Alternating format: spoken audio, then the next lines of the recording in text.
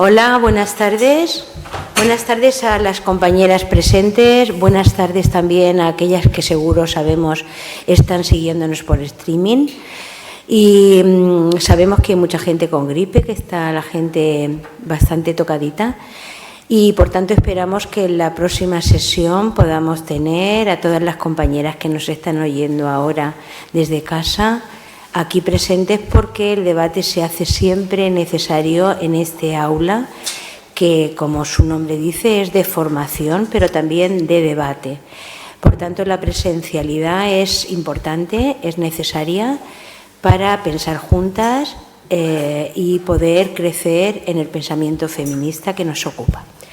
Bueno, pues dicho esto, doy de nuevo la bienvenida a las compañeras y vamos a empezar a desarrollar la sesión que tenemos hoy encomendada dentro de lo que es el tema que nos ocupa este curso 2025-26, que sabéis que viene referido a el recuerdo, de alguna manera le hemos denominado aula feminista de la memoria a la acción.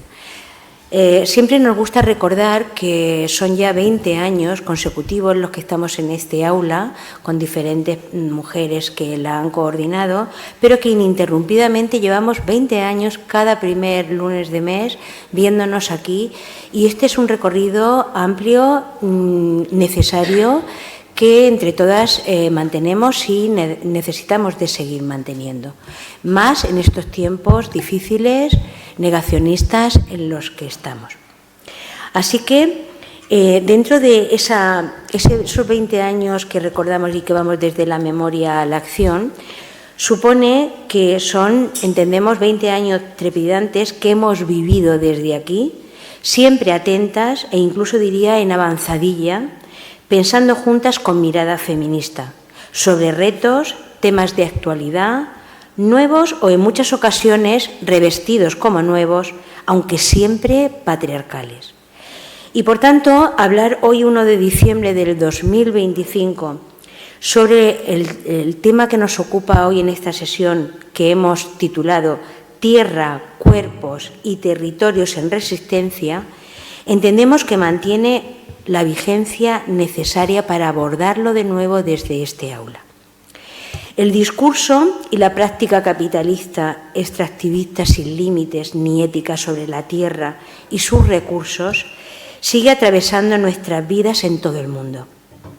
Un nuevo escenario, además, se ha abierto con la inteligencia artificial, la necesidad de minerales y tierras raras para su hardware, sus legiones de personas que desde países pobres o extrarradios de las ciudades alimentan el algoritmo con su pérdida de salud mental y sufrimiento, nos coloca a día de hoy en una actualidad, en una realidad que no es nueva, que es antigua y que sigue siendo de extractivismo, de capitalismo salvaje, de deshumanización. Nuestra salud, nuestras relaciones comunitarias agredidas, conculcadas, nuestros cuerpos de mujeres siempre expuestos a las peores condiciones laborales, salariales y de vida. Cuánto tiempo que Nancy Fraser teorizó sobre el necesario camino desde la redistribución al reconocimiento para las mujeres, y aún hoy sigue siendo necesario recordarlo. La condición patriarcal de sujetos para otros, devaluada hasta la máxima deshumanización, expuestas como objetos para uso y abuso. Nuestra capacidad de reproducción de la vida como un producto de transferencia económica sigue siendo hoy una realidad. Y tantas veces hemos hablado y hemos debatido sobre esto. Así que de esto que acabo de decir, pero evidentemente también de economía feminista, de soberanía alimentaria y energética, del liderazgo de las mujeres organizadas en las comunidades, vamos a hablar esta noche en un formato de conversatorio, donde intentaré hacer de facilitadora para la exposición de las compañeras que nos acompañan hoy aquí. Para ello tenemos a mi lado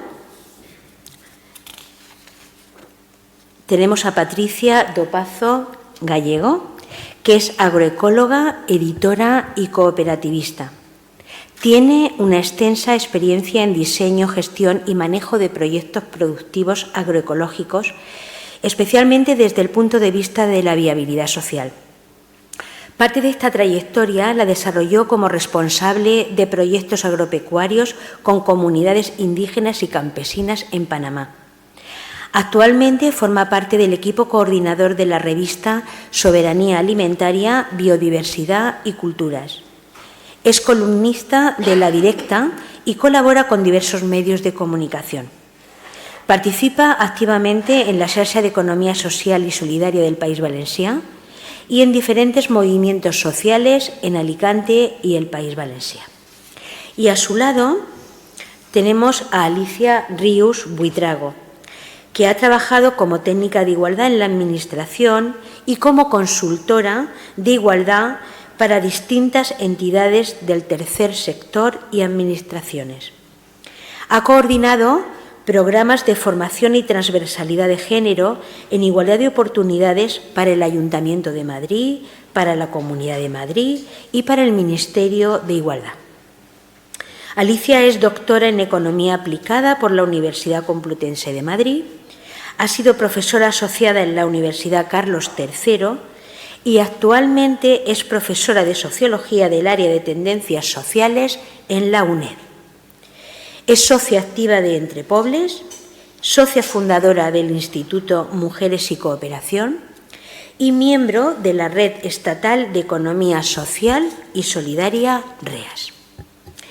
Pues, bienvenidas, bien halladas en este aula. Y os doy paso ahora pues para que de alguna manera vosotras podáis también añadir algo a mi presentación y podáis enmarcar el tema que nos ocupa esta noche aquí, ¿vale? Encantada de que estéis con nosotras. Muchas gracias. Bueno, muchas gracias por la invitación. La verdad es que me siento muy honrada de estar hoy en esta mesa porque el aula de formación y debate feminista ha sido para muchas de nosotras un referente dentro de Alicante. De hecho, está Elena Simón, que ha sido una persona para mí muy importante. Durante mucho tiempo te he leído, te he seguido en temas de coeducación y bueno, que estés hoy aquí me emociona y también me pone nerviosa. Pero Yo bueno. asistí al parto de o sea que desde entonces hasta sí, y bueno, compañeras de lucha política, compañeras de militancia, o sea, todas os agradezco un montón vuestra presencia. Y creo que lo que nos une hoy aquí, bueno, y por supuesto compartir con mi amiga y compañera de lucha también, Patricia Dopazo, esta mesa de intersección de miradas, de diálogo de saberes, que yo creo que es sobre lo que tenemos que ir construyendo y avanzando en un momento de tanta polaridad, de tanto cuestionamiento de cuestiones básicas como la democracia, como la igualdad, al que estamos asistiendo, que no es casual. Pero bueno, creo que de eso también vamos a tener tiempo de hablar. Y yo nada, a mi presentación simplemente decir que el marco en el que yo he trabajado y sigo trabajando dentro de los feminismos es el del feminismo anticapitalista y decolonial. O sea, hay otras muchas corrientes feministas que han aportado muchas cosas a lo largo de la historia de los feminismos, pero la que a mí me parece más coherente con mi forma de pensar y procuro que lo sea también con mi forma de vivir es el feminismo anticapitalista y decolonial. Entonces, encontré en mi proceso, bueno, mi escuela política ha sido Instituto Mujeres y Cooperación, que es una organización que fundamos hace 25 años 4 socias y yo para, bueno, fundamentalmente para gestionar proyectos de atención a mujeres en situaciones de violencia diversas y actualmente pertenezco a la Asociación Entrepobles, que también desde que llegué a Alicante hace 2 años pues ha sido también mi entidad madre por la forma en que me ha acogido amorosamente y por la forma también en que convergen mi pensamiento anticapitalista y ecofeminista. Y te doy paso, Patricia, para que tú te presentes. Muy bien, pues nada, buenas noches. La verdad es que yo también estoy muy contenta de estar aquí hoy, ¿no? Como persona que he estado la mayoría de mi trayectoria en Alicante, ¿no? Pues para mí también el aula feminista ha sido un referente. Y bueno, comentar un poco que es verdad que la trayectoria de Alicia y la mía se entrecruzan bastante, pero venimos de ámbitos diferentes. Yo estudié Ingeniería Técnica Agrícola y Ciencias Ambientales. Me di cuenta enseguida de que el enfoque de la universidad donde estudié, que era la Miguel Hernández de Orihuela, era totalmente productivista, ¿no? De un enfoque de la agronomía, pues de explotar a la naturaleza, ¿no? De tratar que produjera casi como una fábrica, ¿no? Y me di cuenta de que ese enfoque no me gustaba y por suerte encontré la agroecología, ¿no? Y tuve la suerte de poder estar bastantes años allí donde la agroecología se estaba desarrollando más, que era en América Latina, ¿no? Y con toda la sabiduría campesina, ¿no? Entonces, bueno, a partir de ahí sí que es verdad que se ha ido desarrollando diferentes conceptos. La agroecología también se ha desarrollado mucho también a nivel académico, siempre obviamente teniendo al campesinado, ¿no? Y las diferentes culturas campesinas como referente.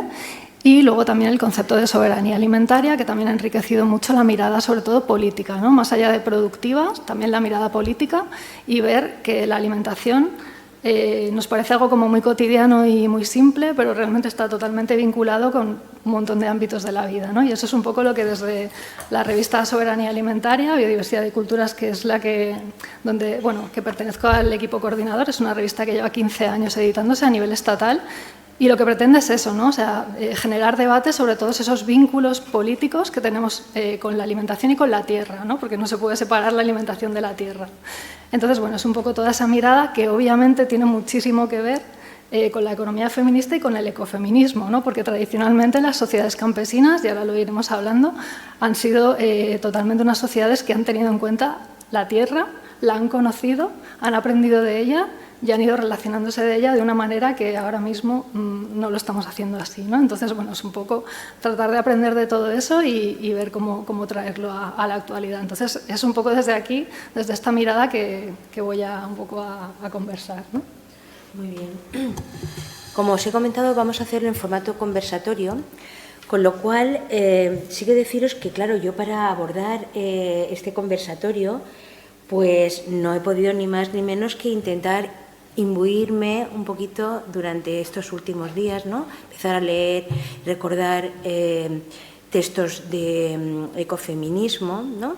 Y a la vez buscar también, sabéis que siempre intento hablar de algún documental, alguna película que he podido encontrar y que me ha parecido interesante para ilustrar los temas que abordamos.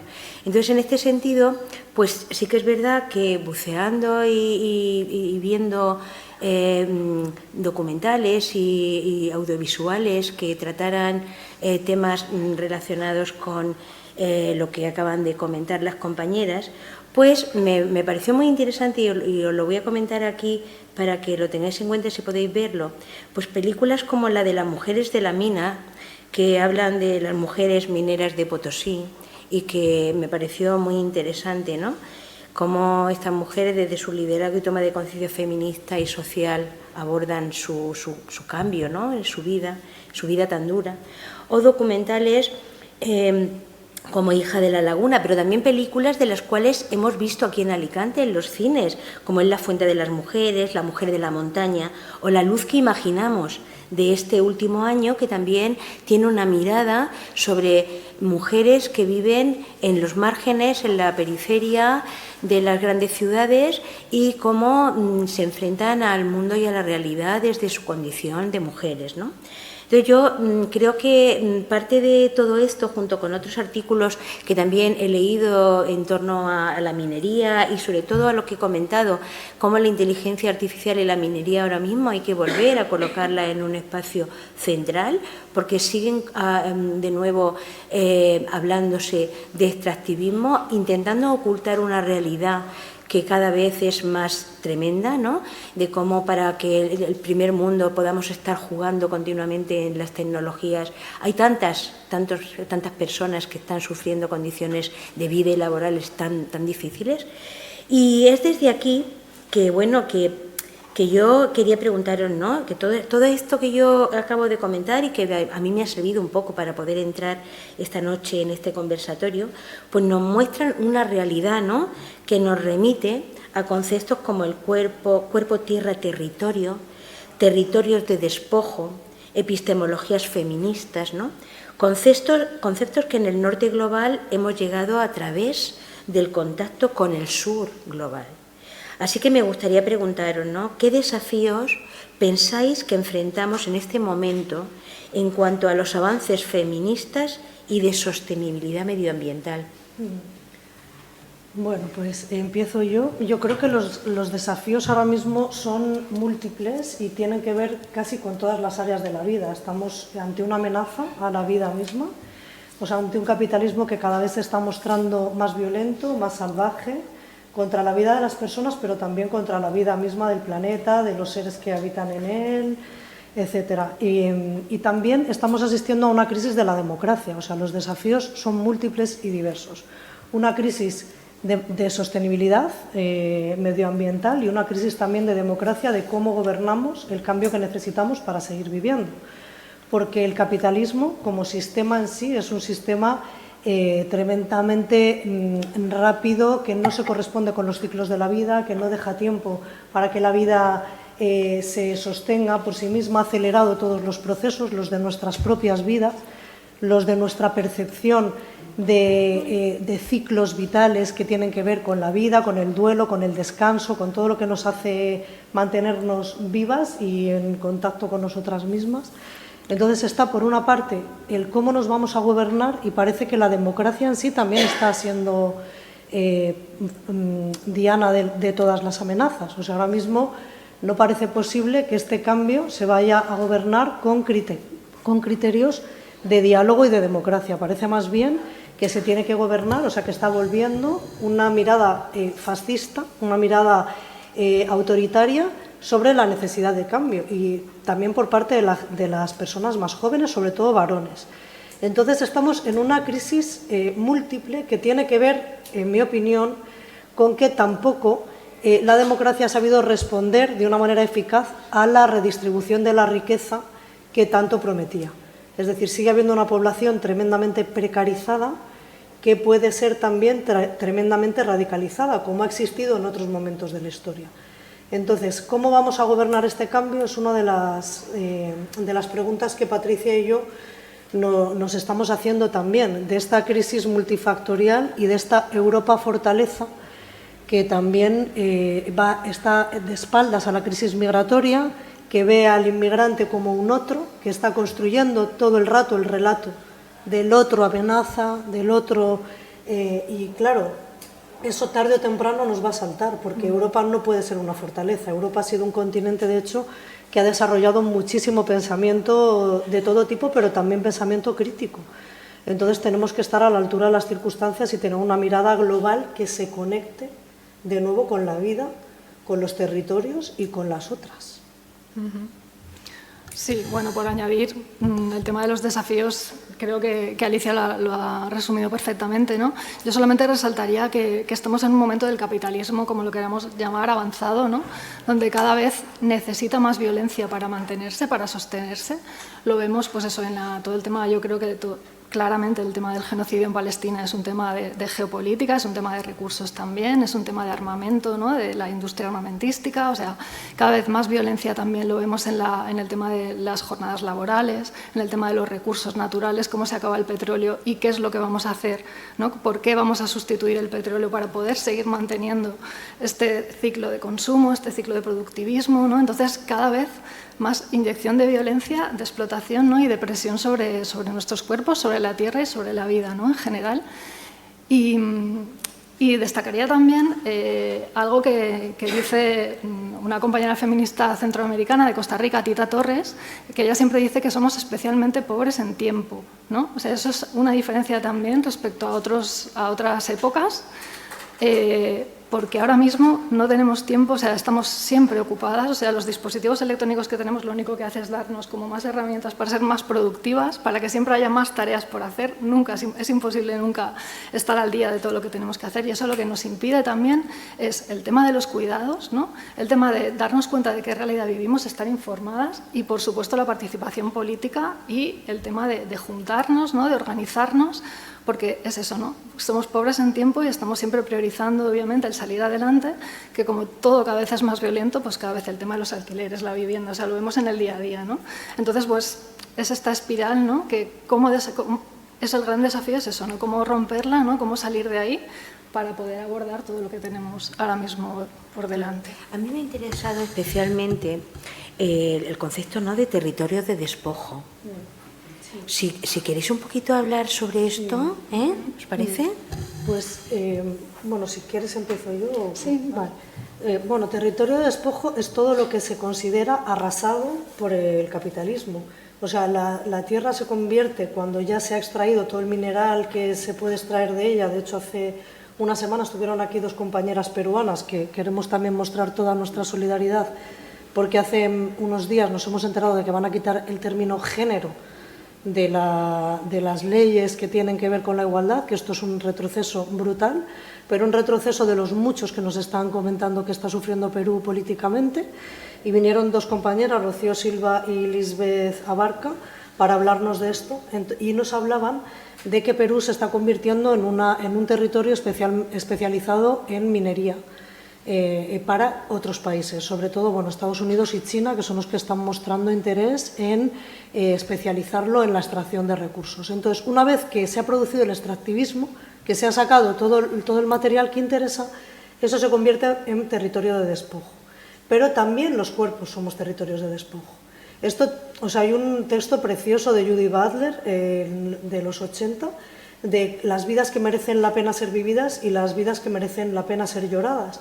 Cómo ella veía que muchísimos cuerpos dejaban de importar en el capitalismo. O sea, ¿cuántas personas negras tienen que morir en un ataque para que eso sea noticia? ¿Cuántas personas hindúes y cuántas personas europeas tienen que morir para que eso sea noticia? O sea, esos también son cuerpos y territorios de despojo. Entonces, es todo lo que este sistema heteropatriarcal, capitalista, capacitista, racista, etcétera, considera que ya no vale.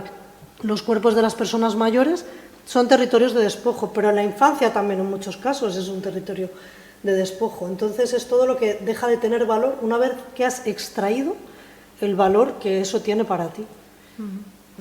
Sí, también se dice territorios de sacrificio, ¿no? Cuando se habla de esto. Sí, yo añadiría algunos ejemplos, ¿no? Por ejemplo, en el tema de la alimentación hay muchísimos ejemplos de territorios de sacrificio, de despojo. Lo vemos, por ejemplo, en todo el tema de lo que es el ciclo de la carne industrial, ¿no? De la industria cárnica, que si pensamos tenemos carne muy barata, ¿por qué? ¿No? Pues todos esos animales se alimentan básicamente con una proteína vegetal que es la soja, que se cultiva en Brasil, en Argentina, en zonas que son miles de hectáreas solamente cultivadas de soja. Antes, ¿qué había en todas esas? ¿Qué había ahí? Había pueblos, había tradiciones, había comunidades, había con toda su biodiversidad cultivada, ¿no? Todo eso viene de muy, muy atrás y claramente son ejemplos de territorios de despojo, pero lo vemos también aquí en la península ibérica, ¿no? Lo estamos viendo ahora, por ejemplo, en muchas zonas rurales. Antes hablábamos de Castilla, ¿no? En lo que se llama la España vaciada, que también creo que es un término bastante interesado, ¿no? Se dice vaciada cuando realmente no es cierto que esté vacía, pero usan lo de vaciado para llenarla de ¿qué? ¿No? Pues de macrogranjas, proyectos de... Ahora que hablabas de la inteligencia artificial, los centros de datos, que consumen muchísima agua, muchísimos recursos, ¿a cambio de cuánta mano de obra? Ninguna, ¿no? En realidad, o sea que es también como esta manera de, pues no sé, de manipular también con todo este tema del mito de la creación de trabajo, ¿no? Pero lo vemos también aquí, las zonas de sacrificio, ¿no? También todo el tema de ahora mismo las energías renovables, ¿no? En muchos lugares, ¿no? Pues esas hectáreas de placas solares donde previamente había cultivos, incluso donde hay tierra fértil, que tendría que ser un tesoro a proteger, ¿no? Ahora.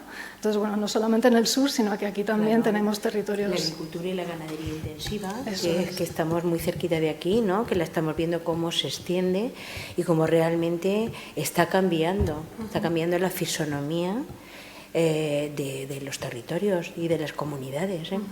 Y luego, claro, ligado a eso también, a mí me interesaba mucho, y más en este contexto del aula feminista, pues hablar cómo todo este movimiento extractivo lógicamente tiene que ver con las migraciones y cómo especialmente eso tiene que ver con las migraciones, con la trata, con la situación de las mujeres específicamente, ¿no? Que me interesaría también un poquito que pudiéramos hablar de esto, puesto que estamos en el aula feminista, ¿no? Porque claro, tú muy bien has comentado antes que estamos en un momento en donde hay mucha gente que políticamente, interesadamente habla de la inmigración como un estigma. pero hay que ver qué pasa, ¿no? Y por qué muchos de esos movimientos migratorios tienen que ver con esta situación que estamos hablando, ¿no?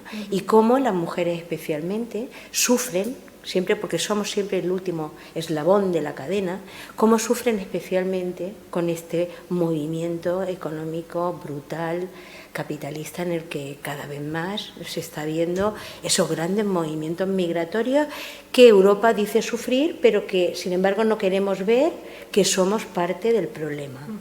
¿Vale? ¿Queréis comentar algo al respecto? Sí, o sea, yo creo que la mirada sobre la que nos vamos a centrar es la de la economía feminista. La economía feminista como paradigma, bueno, que ha habido una mirada feminista en la economía, la ha habido siempre. En 1857 hay una autora inglesa que se llama Barbara Boddickion, que edita una revista que critica ya por qué las mujeres tienen desigualdad salarial en las fábricas, etc. O sea, que ha habido siempre una mirada cuestionadora feminista. Pero como movimiento, la economía feminista empieza a ser fuerte en los 60-70.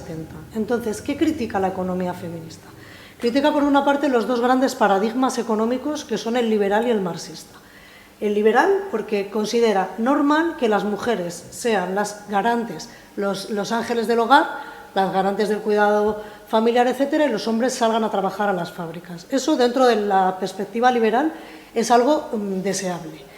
Y se critica por eso, porque establece como una dicotomía entre que fuera de nuestras casas competimos y dentro de nuestras casas cooperamos, que es del todo falso. De hecho, dentro de nuestras casas son los espacios donde más se violan los derechos humanos. O sea, fuera también, pero dentro es donde más atrocidades se cometen y además de manera impune, hasta que no se establece ese vínculo feminista entre lo personal y lo político.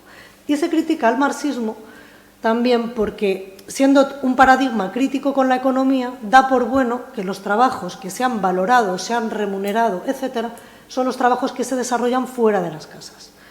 Y los trabajos que se desarrollan fuera de las casas por intercambio de dinero, a pesar de lo que pueda parecer de que la economía tradicional ha puesto el foco en eso, son los trabajos menos, o sea, en cantidad, son los menos cuantiosos. O sea, si se tuviera que, y de hecho hay muchas estadísticas, hay cuadros de usos del tiempo a nivel internacional y nacional. A nivel nacional, María Ángeles Durán, ya sabéis que es una socióloga que ha aportado muchísimo a la medición de los usos del tiempo en nuestro país.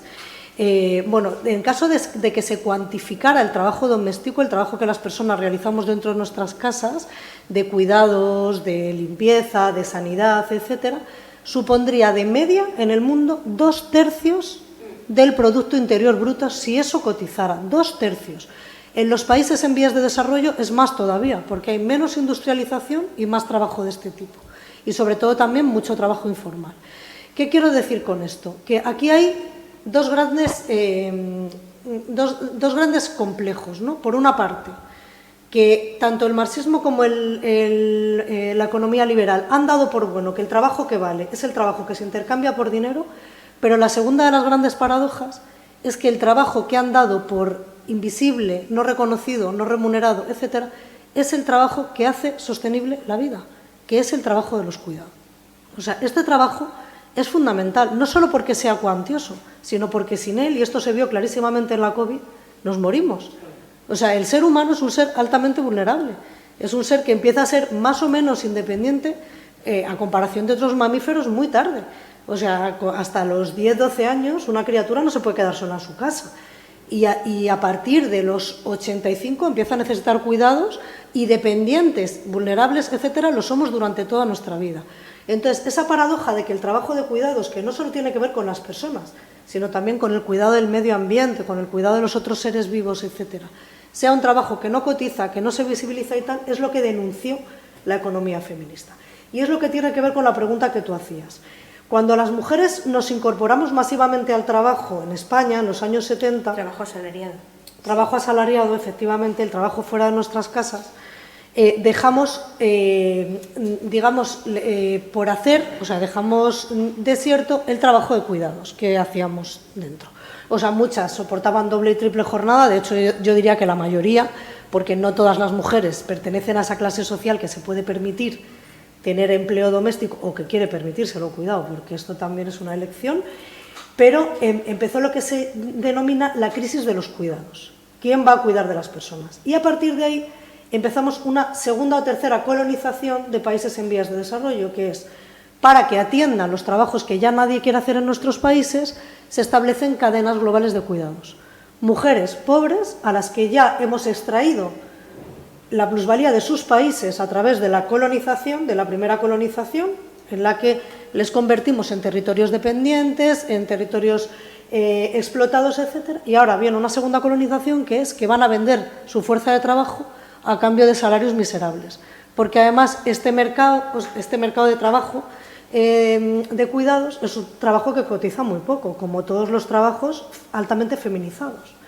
Entonces yo explicaría cómo estamos doblemente explotando, y luego, bueno, el tema de la trata es otro tema, porque ese tema, digamos que sería un trabajo invisibilizado, o sea, estaría dentro de otro mercado, ¿no? Que es un mercado en el que a las personas se les explota, pero de manera invisible. Pero la explotación visible sería a través del trabajo de cuidados bajamente remunerado y que están desempeñando fundamentalmente personas del sur global. Sí. Mujeres. Fundamentalmente mujeres. Sí, en el trabajo de cuidados.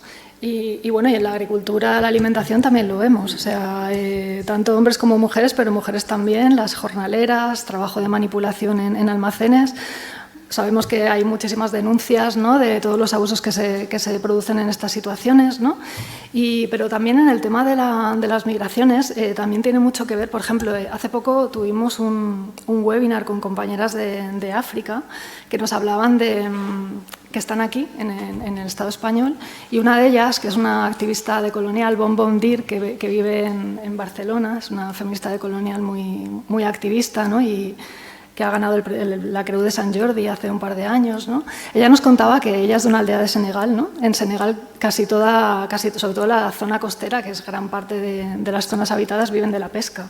Con los acuerdos pesqueros de la Unión Europea, o sea, no han podido dedicarse a la pesca, ¿no? Y sobre todo hombres jóvenes que han migrado, ¿no? Entonces, ella nos hablaba de cómo afectaba eso a las mujeres, ¿no?, en el sentido de que, al menos en su pueblo, era una sociedad que ella consideraba bastante matriarcal, en el sentido de que los hombres iban a pescar y las mujeres gobernaban y administraban todo lo que había en la comunidad.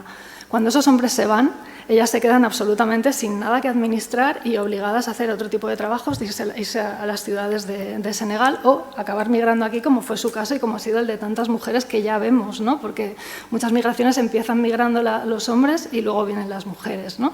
Y ella nos hablaba de esto, ¿no?, de cómo les afecta y cómo al final se trata realmente de que eso, ¿no?, que ha sido producido por unos acuerdos de pesca, ¿no?, que han hecho que no se pueda vivir de lo que tradicionalmente se vivía, ¿no? Y lo mismo ocurre con tantas otras formas de explotación por el tema de la tierra, minerías y, bueno, por no hablar de conflictos armados que tienen que ver también con el control del territorio, ¿no?, que ahí nos podríamos meter en muchos otros países, ¿no? Pero sí, totalmente, y bueno, y eso, mencionar sobre todo el trabajo que están haciendo las compañeras de jornaleras de Huelva en Lucha, que están visibilizando todo esto, ¿no? Y además no solo visibilizándolo, sino ellas mismas empoderándose, ¿no?, con temas de formación en derechos jurídicos, en organización sindical y sobre todo también en relación con los medios de comunicación y con otros sectores sociales, porque es obligatorio que haya alianzas, ¿no?, entre todos estos movimientos de migrantes organizados y otros colectivos sociales de aquí, ¿no? Esas alianzas creo que son claves y que no podemos estar como actuando en solitario, ¿no?, sino que tenemos que aliarnos y trabajar juntas. A mí me parece muy interesante lo que acabas de comentar, porque además me remite a la película que yo hablaba antes, ¿no?, de Mujeres de la Mina, en la cual la lideresa Domitila Barrios, de Chungara, que es una mujer increíble, ¿no?, dice una frase que a mí me impactó muchísimo, y ella dice: si las mujeres nos humillamos, todos nos humillarán. Entonces, la necesidad de las mujeres de romper con el estigma de no valer nada, de estar en un lugar para los demás, de no tener capacidad como sujeto, ¿no?, de poder enfrentarse a cambiar su vida, pero también las condiciones de la sociedad en la que vivimos, ¿no? Y cómo para eso es tan importante, ¿no?, el primero el querernos, el tomar conciencia de nuestro valor y de nuestra capacidad. Y desde ahí desde que si yo me quiero no voy a dejar que otro venga a decirme que no soy nadie, ¿no? Ella lo dice muy bien en esa película, que me parece una película maravillosa. Y uniendo con esto, yo quería, a las mujeres que tenemos conciencia feminista, últimamente como nos da un poco de sarpullido cuando hablamos de los cuidados, o cuando oímos hablar de cuidados.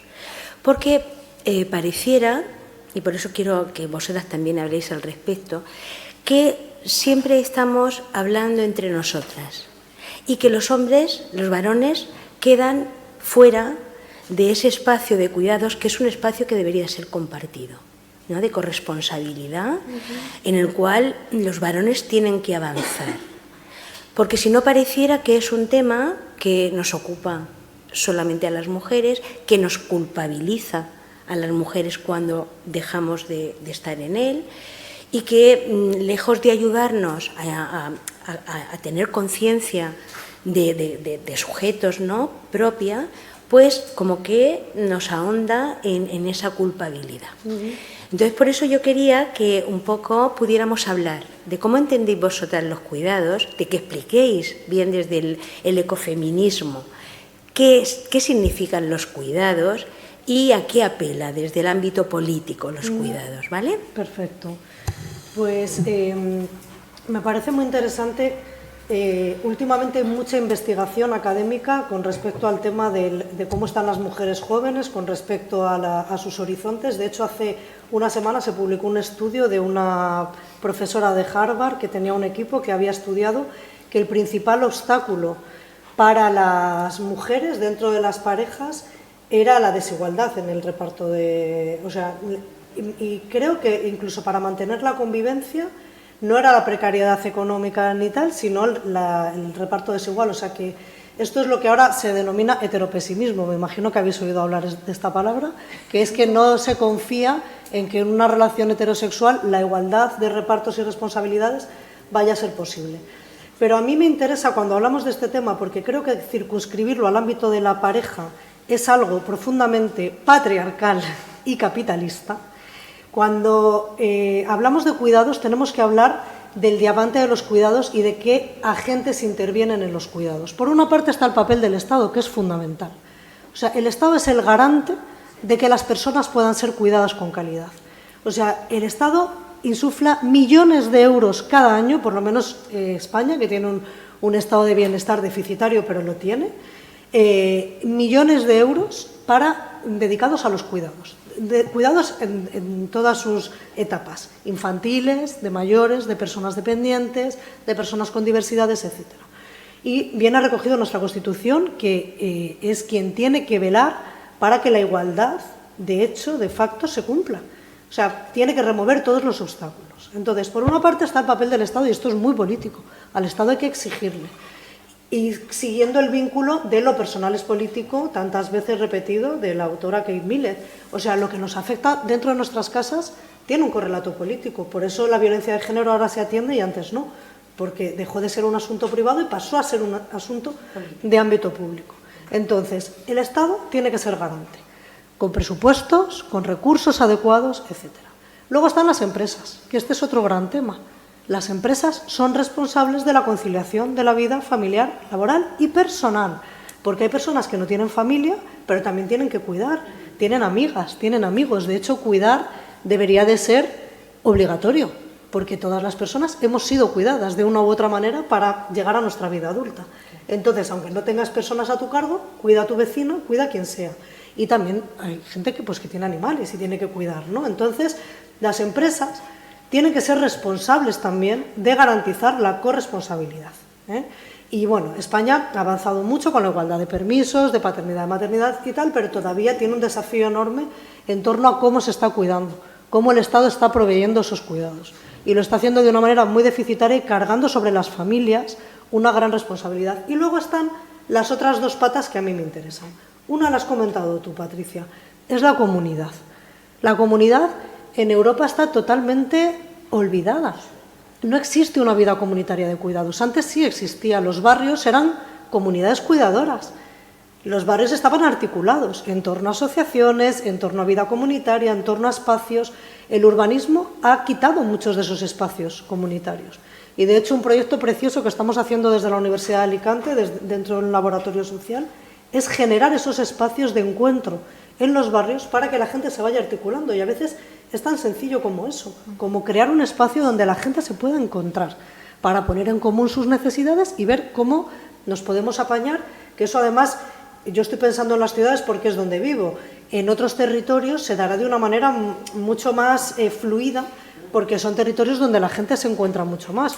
En las ciudades eso hay que forzarlo un poco más, pero ¿quién mejor que una persona de proximidad te va a cuidar? Una persona que no se tenga que cruzar una ciudad para proveer un cuidado, ¿no?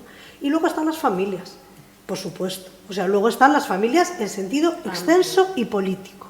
Y aquí también quiero romper un poco la heteronorma de entre hombres y mujeres, porque yo creo que eso, por supuesto que los hombres se tienen que sentir interpelados, pero se tiene que sentir, digamos, la familia también elegida y la familia construida más allá de esa heteronorma, porque familia somos todas las personas que rodeamos a las criaturas y a las personas ancianas a las que queremos, que a lo mejor no somos hijas ni hijos, ni padres ni madres, pero también tenemos que construir otro tipo de familia, digamos, que cargue menos en las parejas, en este caso, el tema de los cuidados, porque creo que esa visión empobrece los cuidados y además, de alguna manera, reaviva ese imaginario heteropatriarcal y capitalista de que los cuidados los tienen que hacer el padre y la madre, ¿no? O sea, y si no es la madre, es el padre. Y es verdad, los hombres se tienen que sentir interpelados, si no seguiremos siendo heteropesimistas. Ellos verán, y de hecho hay muchísimos estudios, últimamente está muy de moda en la academia, ver de qué manera nos estamos relacionando y cómo, o sea, lo que dan como resultado esos estudios, pues es efectivamente muy pesimista. No hay un reparto mejor ni mayor de responsabilidades, sobre todo el tema también de la carga mental, no solo del cuidado de facto, sino de lo que es la organización, que eso en un sistema de bienestar ocupa mucho tiempo, pedir cita con el médico, gestionar una beca, todas esas cosas que tienen que ver con gestiones, eso implica mucha carga mental que tampoco se está repartiendo. Y por eso las mujeres es una de las razones que explican que utilicemos muchos psicofármacos en nuestra edad adulta, que eso son enfermedades de género, que como tú decías se podrían revertir con una mayor información, con un abordaje con perspectiva de género sanitario y con más comunidad, con el encuentro con otras, en la que veas que no solo te pasa a ti, sino que es algo que pasa. Sí, yo por añadir, o sea, creo que también el ecofeminismo, ¿no? Y todas las compañeras activistas feministas del sur también nos han dado una mirada de los cuidados que va más allá, ¿no? De esa mirada de entre nosotras, ¿no? Entre nuestra especie, sino que va más allá. Es todo el tema de la ecodependencia, ¿no? Y la interdependencia que tenemos, que yo iría más allá y más que interdependencia diría interexistencia realmente, ¿no? Porque no podemos existir sin otros seres vivos. O sea, y creo que también toda la carga cultural de cuidados que decía Alicia, también tenemos una carga en la mirada muy fuerte del antropocentrismo, ¿no? De creernos que nuestra especie humana está por encima de las demás, ¿no? Y esta mirada de eso, de que tenemos derecho a explotar la naturaleza, a modelarla a nuestro gusto, ¿no? Según nuestros intereses. Y también es una mirada de cuidados el hecho de sentir que tenemos que cuidar también otras vidas, el territorio y otros procesos que pasan a nuestro alrededor, ¿no? Y yo creo que ahí nos ha dado el ecofeminismo y otros feminismos decoloniales, ¿no? Sobre todo del sur, esa mirada de ver más allá, ¿no? De solamente nuestro entorno más cercano, sino todo lo que tiene que ver con eso, ¿no? Con el cuidado del territorio y con que al final, y esto lo cuentan siempre, ¿no? Todas las compañeras que vienen del sur, que traen la gente de Entre Pobles, esa mirada de sentirnos parte de un entramado vital, o sea, que realmente en nuestra cultura se ha perdido tanto, ¿no? Pero que otras espiritualidades, otras religiones lo tienen tan presente, ¿no? Y creo que eso es fundamental recuperarlo y para mí personalmente ha sido muy importante la economía feminista, los ecofeminismos, el aportar esta mirada, ¿no? De que no solamente somos nosotras que tenemos que deconstruir todo eso, toda esa mirada patriarcal, sino también la mirada antropocéntrica, ¿no? Que tenemos dentro y que es la que nos hace eso, ¿no? Creernos por encima pues, a la hora de explotar una minería, de explotar un bosque, la pesca, ¿no? El maltrato animal y todo esto, ¿no?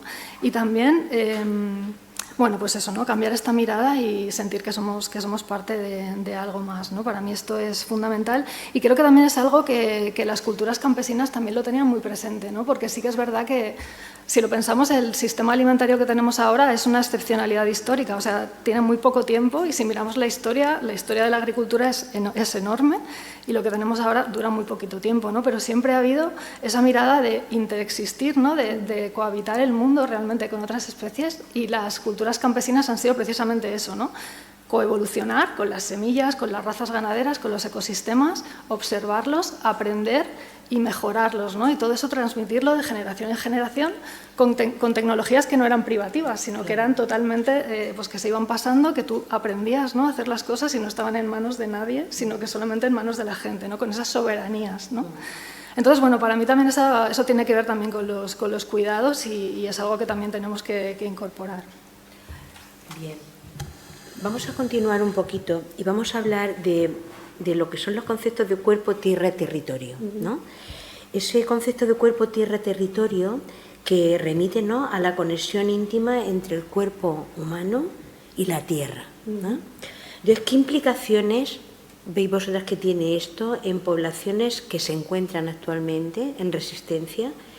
Y, por otro lado, me interesa, claro, traerlo aquí. ¿Podemos encontrar algún símil que nos sirva para entender también dónde estamos y cómo vivimos y cuál puede ser un poco la salida o la alternativa a este mundo que cada vez es más consumista, es más capitalista y nos remite menos realmente a nuestro cuerpo, a nuestro bienestar y a nuestra comunidad? Pues bueno, para contestar esa pregunta hay un libro maravilloso que editó Entre Pobles hace unos años que se llama Voces desde las economías feministas, resistencias, arraigos y cuidados. En este libro se recogen experiencias de cuerpo, tierra, territorio, experiencias de resistencia de mujeres a lo largo y ancho del mundo, sobre todo muchas desde el sur global y en concreto desde América Latina. Y es un libro fundamental para entender el concepto porque muchos de los conceptos críticos con la economía, como comentaba Patricia, y con las formas de abordaje tanto intelectual como práctico, están viniendo del sur global. O sea, nosotras podemos, de hecho, creo que nuestro pensamiento racional, científico y tal ha encontrado sus límites, porque hay una parte que hay que pasar por la experiencia y por el cuerpo, y eso nos lo están recordando desde otras latitudes. Entonces, para mí ha sido fundamental leer este libro para comprender cuál es la idea de cuerpo, tierra, territorio que se tiene en otros lugares, porque para mí, como mujer blanca, universitaria y urbanocéntrica, la idea de implicarme con el territorio, lo primero, yo no siento que tengo un territorio, o sea, no me he sentido nunca vinculada con la tierra.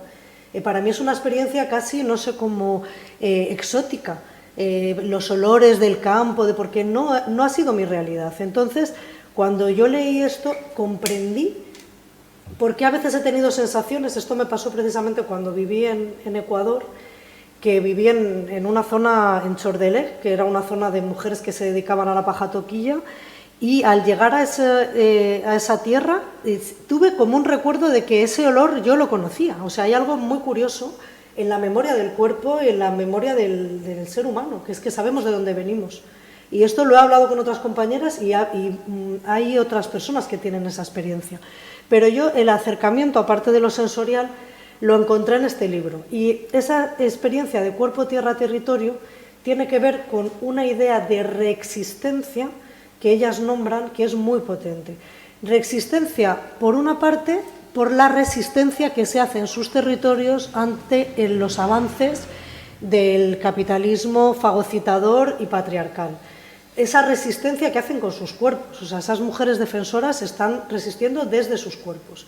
Y no solo en el sur global, en los sures de nuestro urbanocentrismo, aquí mismo. De hecho, hay un libro que se va a editar dentro de poco, en el que Patricia y yo participamos, y Samuel, que está aquí, es editor, que se llama Cultivando soberanía alimentaria y economía feminista en el País Valencià y otros territorios.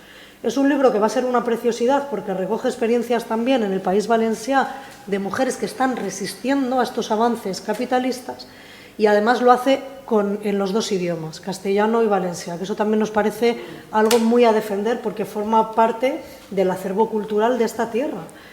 Entonces, esa resistencia, por una parte, esa idea de resistencia frente a estos avances que en ese libro que vamos a editar viene recogida en mujeres que se han opuesto a las fotovoltaicas y que están resistiendo en sus territorios a que pongan plantas fotovoltaicas, y algunas de estas experiencias que vienen aquí de mujeres que te cuentan cosas como que desde que conviven con los molinos de aire, eso que supuestamente es tan ecológico y tan fantástico, y que ellas dicen que desde que se puso cerca de sus casas se rompió el silencio.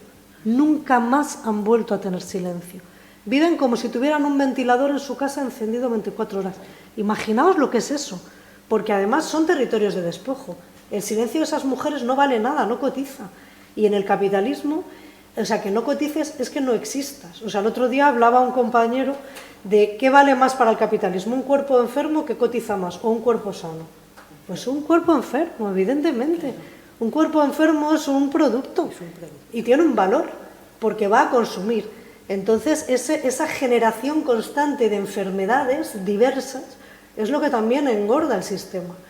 Y por una parte, decía, esa reexistencia trata de resistir y por otra de reexistir. Y esta idea de reexistencia es preciosa también, que es lo que tú comentabas. Esa idea de cohabitar el planeta y saber que no estamos solas, que estamos rodeadas de vida por todas partes, de vida de otros seres humanos y de vida de otros seres vivos. Incluso de vida de seres vivos que ya no están vivos, pero que vive su memoria. O sea, es esa idea de que nosotras sin nosotros no seríamos. Y es una idea muy bonita que tiene que ver también con la genealogía feminista de siglos, que es que hemos todas ido cultivando semillas que luego han florecido incluso cuando ya no estábamos, ¿no? Y esas ideas para mí son muy potentes de este cuerpo territorio. Sí. Incluso las vidas que tenemos dentro, que no olvidemos que estamos habitados también por un montón de formas de vida, microbios que también forman parte de nosotros, o sea que es que la vida está pues por todas partes, ¿no? Pero fijaos que todas estas amenazas, ¿no?, que tenemos ahora, que hablábamos antes, aquí, ¿no?, digamos en la península ibérica, ¿no?, también está haciendo que mucha gente se haga estas preguntas, ¿no? El hecho de ver tu territorio amenazado hace que mucha gente esté dándose cuenta del valor que tiene ese territorio, ¿no?, que esté dándose cuenta de conectándolo con sus antepasados, ¿no? O sea, un territorio que está amenazado por una macrogranja, por un macroproyecto turístico, por una megaplanta de placas solares o de molinos, ¿no? El hecho de que ahora en la península se estén organizando tantas plataformas, que son muchísimas, ¿no?, hablábamos con ellas, ¿no?, y nos decían que se estaban dando cuenta del valor que tiene el territorio, o sea, que si no lo conoces no lo puedes amar y si no lo amas no lo puedes defender, es así, ¿no? Entonces basta que entre en la ecuación una amenaza para que todo eso se desate, ¿no? Eso es brutal, o sea, a mí me parece que eso hace que podamos de alguna manera entender, ¿no?, lo que nos cuentan las compañeras del sur de cuerpo, tierra, territorio, pero además está haciendo que mucha gente que antes no había participado en colectivos, no se había organizado, lo esté haciendo, ¿no?, esté hablando con sus vecinos, esté tratando de dialogar y de negociar con los que no piensan igual, porque aquí hay un montón de conflictos, ¿no?, de intereses y demás. Luego también todo el tema de que son acciones locales, pero que están totalmente conectadas con lo global, en el sentido de que todas estas comunidades, todos estos grupos, están dándose cuenta de que esto que nos están vendiendo como energías renovables, pongo este ejemplo, de renovables no tienen nada porque el aire, el sol puede ser renovable, pero todas esas cantidad de hierro, de materiales, de litio, todas esas torres de alta tensión que hacen falta para llevar la energía renovable de un sitio a otro, todo eso no son materiales renovables. ¿Y de dónde vienen? Ahora ya va a haber minas de litio también aquí, pero normalmente todos esos materiales, cobre, cobalto, litio, todo eso viene de países del sur, con lo cual es una lucha local, pero que está totalmente conectada con lo global.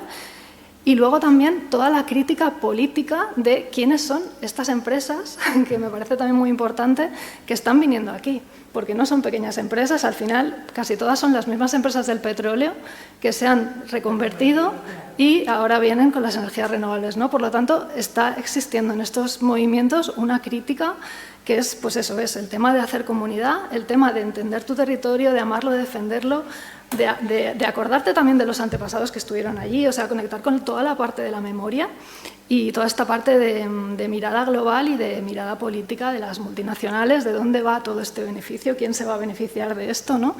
Y al final, necesariamente, la respuesta es esa reexistencia que tiene que ver, podemos llamarlo también de crecimiento, ¿no? ¿Por qué no hablar así, ¿no? O sea, es el de crecimiento de para qué está sirviendo toda esta energía, para tener qué tipo de artefactos que realmente son necesarios. O sea, yo creo que al final nos remite a la pregunta de qué necesitamos y qué vida queremos, ¿no? Esa es la pregunta que subyace a todo esto, ¿no? ¿Qué necesitamos? Necesitamos toda esta energía. ¿Y cuáles son las necesidades realmente básicas y lo que realmente valoramos, ¿no? Entonces, esto es como que, ¿no? Una crítica como muy radical y nos interpela totalmente, ¿no? A la sociedad de hoy. Claro, y en concreto yo creo que también estás haciendo una apelación, o estáis haciendo una apelación a ese silencio, ¿no? Ese silencio que de alguna manera comentabais, ¿no? Que ya se ha perdido, es simbólico.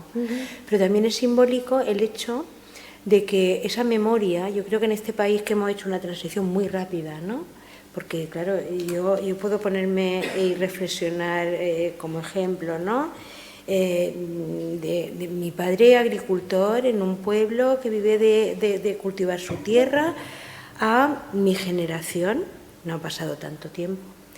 Y sin embargo, en este país la memoria, yo ahora cuando oigo hablar tanto de memoria, no creo que solamente sea la memoria política, la memoria democrática, que también y es muy importante y necesaria, sino la memoria que se ha pretendido también silenciar, de quiénes somos, de dónde venimos, del valor, ¿no? De nuestras familias que en muchos casos emigraron, porque todo este movimiento extractivista que hemos estado comentando lo hemos vivido hace muy poco tiempo en este país, ¿no? De personas que tuvieron que salir por la construcción de los pantanos, las presas que inundaron sus pueblos, sus recuerdos. Entonces, toda esa memoria que se ha silenciado también yo creo que es muy importante para poder entender, por una parte, quiénes somos, recordar el valor de donde venimos y, desde luego, poder diferenciar entre lo que puede ser desarrollo y modernización, que aquí eso como estuvo todo como muy mezclado, intencionalmente mezclado políticamente, ¿no? Y que yo creo que nos ha hecho, pues, el que tendremos en algún momento, yo creo que se ha empezado, pero todavía queda mucho por poder hablar de lo que son las culturas campesinas también de este territorio en el que habitamos, que abandonaron no solamente sus territorios y sus hogares, sino que llegaron a las ciudades como si fueran parias de la tierra, cuando llevaban una cultura milenaria que tuvieron que dejar abandonada, ¿no? Y ocultar. Entonces creo que es muy importante y muy interesante lo que estáis hablando, y sobre todo me parece muy interesante como que no estuviéramos hablando de algo muy de Latinoamérica, que está muy bien poder tener conciencia de eso, pero también tener conciencia de cómo nosotros mismos formamos parte de ese mismo fenómeno, ¿no? Y que tenemos que empezar a poner en valor, ¿no? Porque además, de alguna manera, también poner en valor es, como decía la lideresa, ponernos en valor todos como sociedad, ¿no? Entonces, bueno, pues yo creo que tenemos que ir cerrando, ¿no?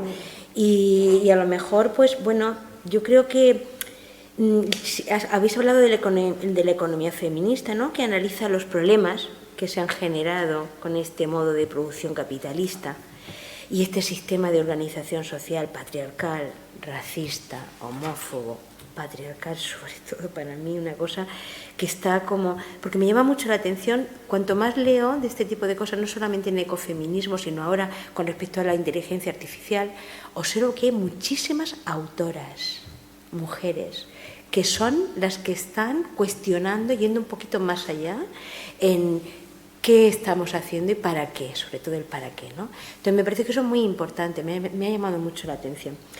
Así que bueno, pues por ir cerrando, ¿tenéis alguna otra propuesta que queráis exponer antes de terminar este conversatorio? ¿Hay algo que ha quedado en el tintero y que quisierais resaltar? ¿O damos ya paso al debate? Bueno, yo sí que un minutillo. Creo que el paradigma de sostenibilidad de la vida, que es en lo que estamos trabajando desde los ecofeminismos y las economías críticas, el ecologismo social y tal, tiene varias propuestas. Una de ellas es la comunidad frente a la individualidad. O sea, tenemos que romper cuanto antes la idea de individualidad. Tenemos que pasar lo mínimo posible por los mercados, tenemos que recuperar la idea de los comunes y hacer lo más común posible la vida. Y luego tener en la cabeza que no todas las empresas son capitalistas, o sea que hay empresas cooperativas, empresas de economía social y solidaria que están arraigadas en los valores de horizontalidad, democracia, reparto justo de la riqueza, etcétera, y que tenemos que recuperar esa memoria, como tú decías, igual que la memoria democrática, porque además la memoria es pertinaz. Si la olvidas, se empeña en recordártelo. Y en el País Valencià tenemos el recuerdo, desgraciadamente, muy reciente de la Dana, que es un desastre que no en lo que fue, sino en cómo se gestionó, se podía haber hecho de otra manera muy distinta. Entonces, la memoria es pertinaz y en la medida en la que nos olvidemos de que somos ecodependientes, interdependientes, vulnerables, nos lo va a recordar. Claro. La naturaleza nos va a recordar. Yo, con respecto a la Dana, me llamó, hay una imagen que no sé, y que tiene que ver con esto que estamos hablando, ¿no? Que no se me va de la cabeza, y es una imagen en la cual yo veo a una señora de origen posiblemente magrebí, ¿no?, tirando de sus hijos en medio del agua, y que lejos de protegerse intenta como seguir andando, ¿no? Entonces, aquello siempre me remite a pensar la necesidad y la importancia de tener memoria y de conocer. Porque claro, si tú conoces, reconoces, enseguida te puedes poner alerta. Pero cuando estás en un espacio que no reconoces, ¿no?, que no sabes cómo funciona su climatología, es más difícil también, y por tanto estamos más en riesgo, estamos más expuestos, ¿no? Por tanto, la memoria es fundamental en todos los ámbitos. Y yo creo que el capitalismo también ha hecho un trabajo de desmemoria, lógicamente, y sigue haciéndolo, importante porque es necesario, ¿no? Y luego, claro, en este aula yo no quisiera terminar sin apelar a todo lo del tema extractivista también del capitalismo con respecto a los cuerpos de las mujeres, que podemos plantearlo desde el ámbito de los vientres de alquiler, como podemos hacerlo con toda la presión sobre la estética y todo el negociazo que hay alrededor, ¿no?, de las operaciones quirúrgicas, de todo este tipo de cosas, o cualquier otro ámbito en el cual las mujeres siempre, nuestros cuerpos están ahí, para ser manipulados, para ser manoseados. Y de alguna manera yo quisiera terminar con esto también, ¿no?, que cuando hablamos de extractivismo también hablamos, como habéis dicho vosotras muy bien, de cómo los cuerpos, y los cuerpos especialmente de las mujeres, también son un espacio de conquista y de extracción, ¿no? Y bueno, pues yo creo que ahora ya damos paso, ¿no?, ¿os parece? Damos paso a, si queréis intervenir y aportar, preguntar, ampliar, y pasamos el micrófono para que las compañeras que están en casa puedan escuchar y participar. ¿Está loco? Mira, a ver si no te veo este. Mira, habla. Sí, va. No, si yo no quería hablar. Ah, bueno, pues ya que lo tienes.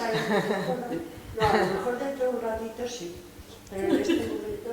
Bueno, Marisa. yo darles las gracias, se me queda corto porque es un tema, además, desde Entre Pobles llevamos, bueno, pues 38 años, pero sobre todo en Alicante hemos tenido la suerte de traer de gira, traer a compañeras que nos han dejado pues un sabor de boca y una necesidad de compartir, de divulgar, porque el extractivismo del que nos hablan, o sea, el cuerpo territorio, me acuerdo de la primera persona que nos lo nombró aquí hace muchos años, y fue Lorena Cabnal. Es una persona que fue muy machacada en su propia comunidad, es una persona que decía, bueno, vamos a ver, ¿de qué sirve que se denuncie el extractivismo y el capitalismo si los hombres de esta comunidad miran de lado ante la violencia que estamos sufriendo las mujeres, con lo cual pueden ser cómplices, y lo fueron? Es decir, eso lo vivió en sus carnes. Ella se tuvo que ir de su comunidad con una cría de 18 meses y en Guatemala. Y así muchas mujeres, o Hija de la Laguna que has nombrado, Nélida Ayay, una persona aparentemente tan frágil, tan vulnerable, que empezó a hablar en la SED, en la otra, y era luz. Y hablando con ella, que la suerte, que os animo a que estemos más cerca, los feminismos, el feminismo, y sobre todo en Alicante, de conocer a estas personas en el momento, ¿no? En la comida, en tal, y cómo nos hablaban de su cosmovisión, como la laguna, ya lo expresaba en el conversatorio allí. Ellas, su laguna, su territorio, es su tierra, no lo pueden ya, han seguido un proceso que les ha costado hostigamientos, que les ha costado violencia, que les ha costado separaciones, que les ha costado ser hostigadas en sus propias comunidades, aparte de la violencia policial. Y os recomiendo, porque el último libro que estuvo aquí, Rocío Silva, la peruana, que estuvieron hace unos días aquí, Mujeres y conflicto ecoterritorial, es buenísimo, es la tercera edición. A quien le interese se lo podemos mandar en PDF porque está en la última edición, es buenísimo. Y el primero, yo tengo el primero y es buenísimo también, no es exactamente el tercero, amplía conceptos y amplía miradas, y me parece que es cada tema que toca relacionado con el cuerpo-territorio te deja un enfado muy grande o un reconocimiento todavía mayor, ¿no? Y salen muchos cuadros de cómo es un líder masculino, qué hacen, el empoderamiento de las mujeres indígenas, luchando contra la minería, qué hacen, cómo es su liderazgo, qué hacen. Hacen las pancartas, hacen las ollas comunes, cuidan a la gente, van las primeras en los actos de protesta, los hombres dirigen, coordinan, hacen que todo funcione en orden, pero ellas están detrás y ponen las primeras el cuerpo. Y cómo las desprestigian, cómo las tratan de hundir las propias empresas.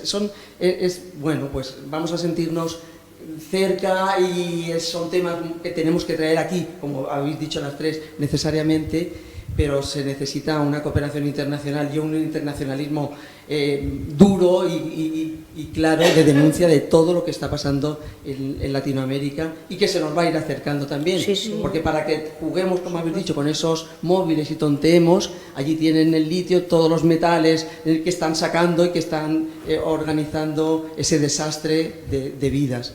Pero bueno, sobre todo daros las gracias y deciros que es una suerte conocer a estas mujeres que están aquí, que están y sí que su cuerpo va adelante. Y en las vidas de pareja también. Sí. Como explican, en este libro lo explican, ¿no? Procesos individuales que por una mujer salir de ahí, hacerse una formación, salir fuera, pues le ha costado la separación, lo que supone una separación, lo que supone tener que las han denunciado, tener que sacar tiempo de donde pueden para ir a atender una demanda, con el crío arrastrando, es decir, y encima están delante y encima hablan de sanación, de acuerparse y lo ejercitan y hacen sesiones de encuentro cada vez más necesarias para ellas, ¿no? Ellas tienen en un acuerpamiento vital con la naturaleza su día a día y es extraordinario. Bueno, y daros las gracias porque creo que venía muy bien en el aula de debate este tema, incluso da para otro. Claro, gracias a ti. Y desde luego, pues oye, por eso yo os he hablado de estas películas que he visto que me han parecido maravillosas, porque hay que, el acercarse y verlas como que te da una visión realmente de cómo esas mujeres se han empoderado, aunque a mí no me gusta utilizar esa palabra, pero bueno, han tomado conciencia, ¿no? Desde la necesidad, desde la dureza de sus vidas, desde el hecho de encontrarse, pues eso, desahuciadas por sus propias comunidades, desprestigiadas, y como ellas mismas dicen, si yo no me quiero, si yo me humillo, me van a humillar los demás. Por tanto, yo lo que tengo es que salir de ahí, ¿no? Y a mí me ha parecido maravillosa, yo lo recomiendo que las veáis, las películas. Sí, yo diría, bueno, que las películas, claro que están ahí, ¿no? Pero que hemos tenido la suerte de tener durante todos estos años a las compañeras que también han venido gracias de la mano de Entre Pobles, ¿no? O sea, tenerlas aquí, que eso ha sido súper importante. Y yo, por añadir a lo que tú decías, Marisa, de todas las experiencias que ellas cuentan, incluso las mujeres también de lugares como Palestina ahora mismo, a mí lo que más me fascina es que en todas esas microtareas de resistencia que son claves, ¿no?, que son fundamentales de cocinar, de organizar, de cuidar, de tener toda esa visión estratégica que tienen ellas, hay un componente clave que siempre en cualquier cultura lo veo, que es la alegría. O sea, cómo mantienen la alegría en los momentos más tensos, de más, no sé, donde nosotros no sabemos cómo reaccionaríamos y cómo son capaces de siempre tener esa parte, ¿no? Yo creo que eso, sin ese componente de alegría, yo creo que no podríamos reexistir, ¿no? Y creo que es verdad que bueno, que yo creo que todas nosotras, ¿no?, en nuestros ámbitos de militancia, por muy duro que esté todo, creo que es fundamental encontrar esa pequeña alegría, ¿no?, ese placer de estar con las compañeras organizando, ¿no?, porque si no, no vamos a poder hacer frente a todo esto, ¿no? Y creo que con ellas tenemos un ejemplo increíble, ¿no?, de esa alegría que mantienen, ese sentido del humor, ese juego, ¿no?, permanente, y para mí eso es muy importante. Un ejemplo me viene relacionado con Lorena Cabnal, cuando estuvo aquí. Fijaros qué sencillo lo que pasó, que me ha venido a la cabeza. Estábamos arriba en un aula más pequeña, en un círculo bastante grande. Yo creo que estabas tú, seguro, o Nieves. Bueno, y entonces dimos ahí unas cuantas vueltas, ella puso allí su ritual de la tierra, las semillas, su bandera, tal, bueno, así todo muy bonito. Entonces dimos unas vueltas y nos dijo, orientaros al oeste, no sé qué. Sí, dimos de vueltas, es que sabíamos dónde estaba el oeste, me refiero en el sentido de que... No, estáis orientados, digo, bueno, una cosa muy sencilla, pero que descubrimos con ese ejemplo y con mucho más, ¿no?, de que nos quedaba mucho para saber dónde teníamos los pies.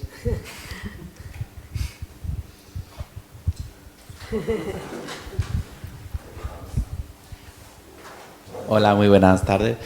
Un placer escucharos, ¿no? Yo os conozco, pero bueno, desde mi trabajo de deconstrucción machista, ¿no?, básicamente, y de reconstrucción feminista como varón, pues el futuro pasa por el análisis que habéis hecho esta tarde, ¿no?, de si queremos un mundo diferente o transformación diferente, pasa por todas aquellas pautas de lucha, economía feminista y de resistencia que habéis expuesto. En mi caso, a mí me ha venido muy bien haber estado en Brasil con el movimiento Sin Tierra, ¿no? Y venía a poner en la mesa la lucha de las mujeres de los Sin Tierra, ¿no?, y Vía Campesina, en el que, por un lado, se ha comentado, ponen la agroecología en el centro, es decir, transformar el mundo pasa por una nueva tecnología y una nueva técnica que pasa por la agroecología, por un lado, y pasa por las economías feministas, por otro. Y en esos espacios libertados que hablan el MST y en el que las mujeres cada vez están teniendo más protagonismo, hemos de aprender cómo generar, ¿no?, ocupaciones de poder en el que liberemos un poco de esos estigmas patriarcales y capitalistas. Eso es muy difícil, porque las contradicciones están en el orden del día y hemos de asumir esas contradicciones.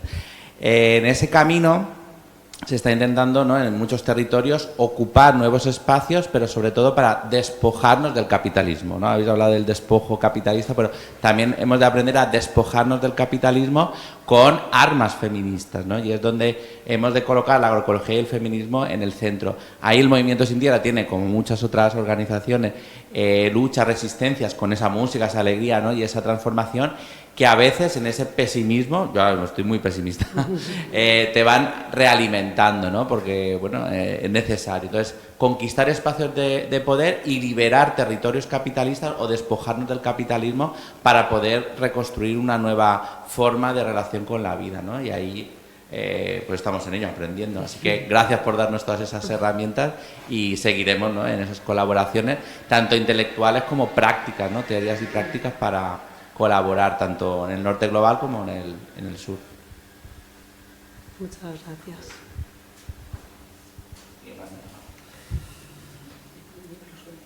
¿No queréis más hablar más? Yo te diría que me ha gustado más que utilices la palabra herramientas, seguro que a Elena también, que armas. Sí. Porque eso es una cosa que también tenemos que cuidar mucho, el lenguaje, ¿no?, desde el feminismo.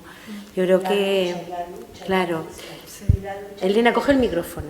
Bueno, ahí es un debate, ¿eh? Porque ahí, no sé, ahí estaremos, ahí podemos debatir. Pero del aprendizaje, claro, cuando estás luchando realmente tienes que rearmarte contra el capitalismo porque no es algo simpático. Es decir, entonces, puede ser que sea un vocabulario en ese sentido militarista, ¿no? y demás, pero quizás armarte de alegría, armarte de amor, armarte de coraje y de fraternidad o de ayuda mutua o de esas economías alternativas o sociales, pues cuando estás jugándote la vida quizás has de rearmarte también y de luchar.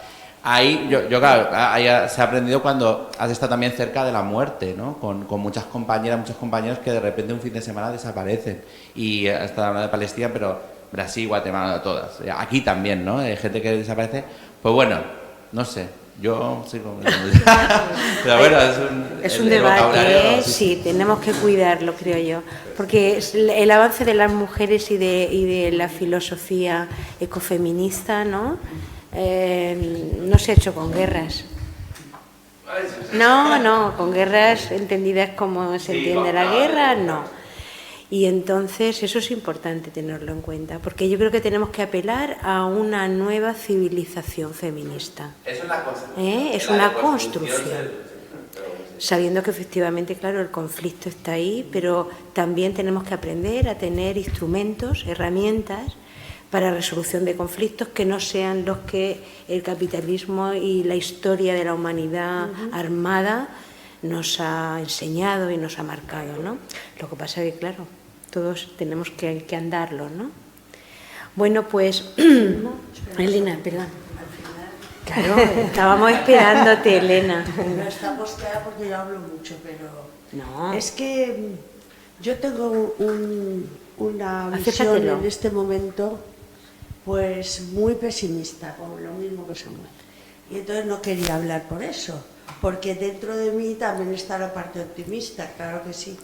Pero, por ejemplo, cuando apelamos mucho a las comunidades nos han machacado a las mujeres de todo el mundo mundial y de todos los momentos de la historia, porque nos han dado unos papeles de los que no podíamos salirnos, que son los de los cuidados. Yo a veces de broma he dicho que las pelusas de debajo de la cama no chillan, y ahí se aguantan 5 años, sirven menester. Pero las vidas humanas, y no solo humanas, las vidas de los seres vivos, no esperan. Y si esa misión está encomendada a las mujeres, nos la podremos reapropiar. No lo dudo. Pero, ¿y si la abandonamos y la cogen otros? Esto es muy polémico, ya lo sé. Si tú dejas huecos, los huecos se van llenando. Y de hecho lo habremos comprobado muchas de las que estamos aquí. Lo habremos hecho alguna vez.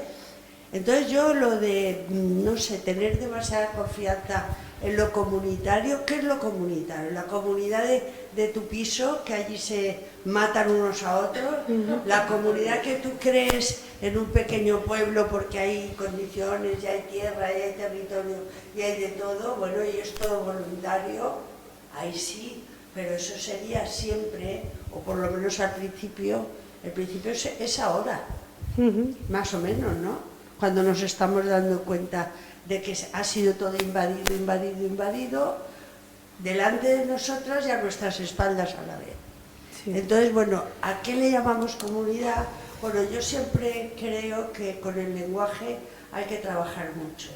Una cosa es la herencia que tenemos de los significados, otra es resignificar y ver si esa resignificación se puede compartir, porque cualquier lengua tiene que ser entre más de 2.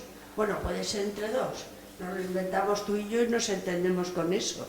Pero la lengua es para que sea compartida por mucha gente. En este momento no solo por gente cercana, sino que puede ser por gente más lejana. Pues por la tecnología y todo eso nos podemos comunicar con otra gente en un lenguaje que no tenga nada que ver con la herencia patriarcal, porque en cuanto nos descuidamos, yo es que Josefina ha dicho lo de la guerra porque yo soy absolutamente contraria a usar la palabra lucha. ¿Por qué? Porque lucha es ganar, perder. Entonces, es eso, o ganas o perder. ¿Y qué vas a querer? Pues ganar, faltaría más. Y ese es el modelo patriarcal salvaje de las guerras y de todo. Y yo creo que hay que buscar otro camino, con el lenguaje también, porque podemos decir herramientas, instrumentos, métodos, funciones, podemos inventar mil cosas. Pero si volvemos otra vez a lucha, lucha es ganar, perder. Entonces el capitalismo salvaje, que es lo que tenemos ahora, no va a consentir, como de hecho ya lo vemos, que le ganemos ninguna guerra, tiene que ser por otro lado. No, yo voy a ganarle al capitalismo porque yo tengo la verdad y el honor y la justicia y todo. Nosotras tenemos todo lo bueno, porque andamos toda la vida buscándolo. No digo que lo tengamos de nacimiento. Y por tanto, bueno, pues hay que tocar tantos puntos, porque lo que vuestros discursos de hoy, que han sido súper chulos e interesantes, pero tenemos que seguir abriendo horizontes. Y uno de ellos puede ser el del lenguaje. Bueno, voy a decirlo en plural, los lenguajes, porque también es el lenguaje corporal, también es el lenguaje con el que de alguna manera nos mostramos en el mundo, etcétera, etcétera. Y a las mujeres, si no, a ver, voy a decir lo de la lucha, pero más suave. Si no vamos a codazo limpio, no hay sitio para nosotras. Pensémoslo bien, no hay sitio para nosotras. Entonces tenemos que ir buscando como caminos muy estrechos, muy largos, que muchas veces se hacen todavía más estrechos, por los que casi ya no puedes pasar, pero te puedes buscar otro. Y esa estrategia creo que es la que tenemos las feministas de muchas partes del mundo. Y bueno, cuando las mujeres que no se han educado en feminismo te dicen yo no soy feminista, pero te sueltan a continuación un discurso totalmente feminista, esto a mí me ha pasado ya muchas veces, supongo que a más gente también. Es que es así, yo no soy feminista, esto para empezar, pero bueno, yo a la familia de Lola Camnal la conocí también en Guatemala, porque estuve en uno de los proyectos que ella estaba, y una de las cosas era educar a las niñas de las comunidades de los manglares, que era bien difícil porque ahí tenían que ir en barca y tenían un internado ahí en medio del manglar. Y fui a hacer formación y me hicieron una pregunta que jamás se me olvidará, que fue la siguiente: ¿y si estas niñas ahora no quieren hacer tortillas? Porque ellos siempre hacen así con la mano. Bueno, es que después tú no puedes. ¿Y si no quieren hacer tortillas? Digo, pues cualquier día. Dice, claro, es que el otro día ya tiraron un barreño por el suelo y ahora muchas quieren ir a estudiar. Claro, se querían, y eran todos lo más revolucionario que os podéis imaginar. Entonces las niñas querían ir a estudiar, habían hecho hasta una secundaria allí en el proyecto y querían hacer estudio. Y si hacen estudio ya no cuidan a sus nenes y a sus hermanitos. Entonces es que es muy, muy complejo, porque aquí en Occidente, que esto es una foto fea, digamos, de todo esto, eso ya ha ocurrido. Nosotras, yo que soy muy mayor, hemos vivido, como decía Josefina, cómo vivían las abuelas. Si tú eras de un pueblo del interior o eras de por aquí, que todo esto era más moderno, con las suecas y todo eso que había por aquí. Pero lo hemos vivido, y el dejar de hacer las cosas domésticas, en todo el sentido, ha hecho que cambie la vida de arriba abajo. Ahora, ¿a qué niña le dices tú que se quede? Bueno, lo están intentando volver a poner de moda, que se quede ahí después de haber hecho 3 Erasmus y 2 correrías por ahí por la noche, que se quede a cambiar pañales, que ahora por lo menos no se lavan. Claro, como no se lavan, vamos enguarrando la naturaleza todavía más. Es muy complejo y muy complicado, pero el tener una visión de podemos salir por algún sitio, pues yo creo que eso es lo... Yo me quedo con eso, por algún sitio podemos salir, nunca solas, eso es imposible. Bueno, imposible, ¿no? Y si pueden las que lo tienen más difícil, mucho más que nosotras, ¿cómo no vamos a poder? No, todas claro, juntas, claro. Claro, pero el todas juntas también es una quimera. Bueno, O nosotras, por lo menos. Que todo tiene muchas lecturas, eso quiero decir. Pero que estoy completamente de acuerdo con vuestro discurso, estaría ahí. Solamente por aclarar a qué nos referimos cuando decimos comunidad, yo estoy pensando en todo momento en el feminismo comunitario y en lo que he aprendido de los movimientos feministas comunitarios de otros territorios. Me acuerdo que hace unos años en la Asamblea de Entrepobles en Madrid hablé con unas compañeras que venían de Chile, con Fernanda Moscoso, que participa en este libro, y con otras economistas.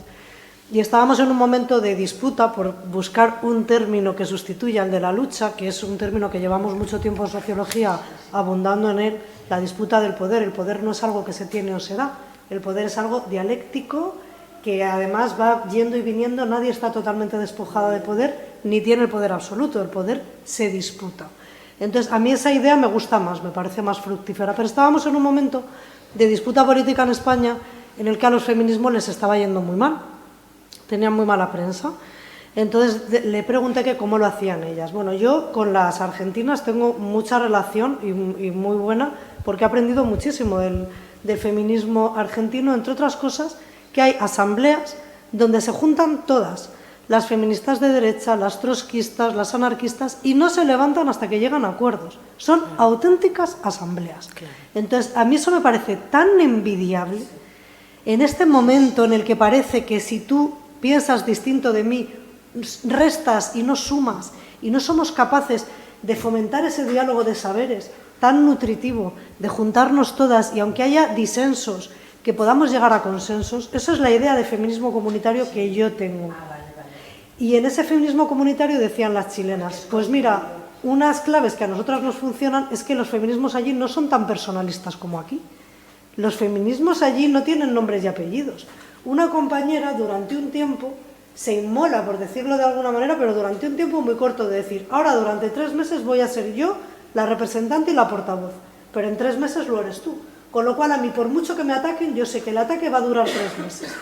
Y esa forma de no personalizar, que va totalmente en contra de nuestro pensamiento individualista, egocéntrico, de que yo tengo que ser la lideresa, porque aquí el liderazgo femenino es la lideresa, no las lideresas, ni el liderazgo comunitario. Por romper eso también va en contra de nuestros esquemas, pero creo que es por ahí por donde tenemos que ir. Sí, te refieres a eso.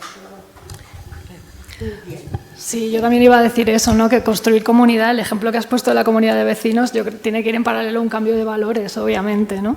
Y por introducir no sé, un poco de esperanza en este ejemplo que ponías de las indígenas que quieren estudiar, yo no voy a irme tan lejos, pero sí que es verdad que hay un fenómeno que está sucediendo y que es un hecho aquí en el Estado español, es que en muchos pueblos pequeños, incluso de Castilla, los jóvenes que se fueron a estudiar, que estuvieron de Erasmus, que estuvieron trabajando en Europa, muchos están volviendo a su pueblo.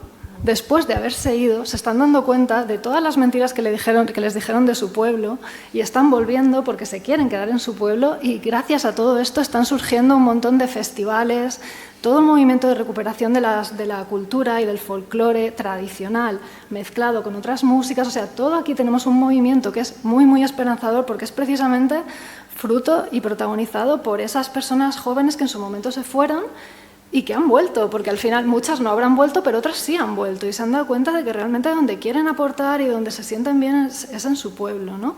O sea que bueno, que a mí esto me parece esperanzador, ¿no? De que bueno, pues que después de que has ido, has visto el mundo, te has dado cuenta de dónde quieres volver, ¿no? Y todo lo que tienes ahí por recuperar, por construir y por aprender, ¿no? De todo lo que allí se movía. Pero desde la oportunidad de poder estudiar, de poder formarse, que es lo que nuestros padres, nuestras madres, nuestros antepasados no tuvieron. Y eso yo creo que hay que dejarlo muy claro. Sí, sí. Yo puedo volver porque lo he elegido así, pero desde la oportunidad, en igualdad, de poder formarme, de poder salir de un espacio que me está quitando y evitando que pueda crecer como persona. Totalmente, pero todos estos jóvenes también están haciendo que mucha gente de los propios pueblos tengan más autoestima, sí, ¿no? O sea, sí. todo ese tema que la autoestima rural también ha sido muy dañada, claro, ¿no? claro. En todo esto que tú decías antes de... Pero bueno, solo por comentarlo, que a mí me parece muy esperanzador en este momento de pesimismo, ¿eh? Sí, sí. Bueno, pues yo creo que ha sido una tarde muy interesante. Yo me he sentido muy cómoda, muy a gusto. Y bueno, pues encantada de haberlo compartido con vosotras. Y nada, aquí sabéis que tenéis un espacio para poder en otro momento determinado seguir haciendo conversatorios, seguir estando en contacto. Yo quisiera, Marisa, has ofrecido lo del PDF de este libro, pues a lo mejor tú tienes el correo del aula, ¿no? Porque tú eres aularia. Mándalo al aula y yo ya le digo a la compañera que lo reenvíe a quien le interese, ¿vale? Venga, pues muchas gracias y desde aquí un saludo a Pepa Mateu, que ha sido también la que nos ha ayudado a montar esta mesa, que sé que nos está oyendo, y que la esperamos por aquí ya presencialmente el día 12 de enero, que volvemos tras las vacaciones, no es el primer lunes de enero, sino el día 12, cuando tenemos la próxima sesión del aula. Así que muchas gracias y nada, buenas noches.